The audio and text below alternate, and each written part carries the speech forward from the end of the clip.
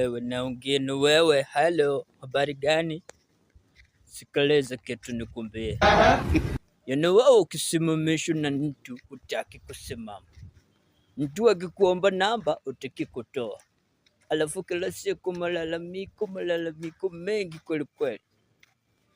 Yaani kila siku malalamiko mengi, unapiga magoti pale chini mbele ya altare kila siku unamwomba Mungu, oh Mungu nipatie mchumba nitakaendana naye, mchumba nzuri.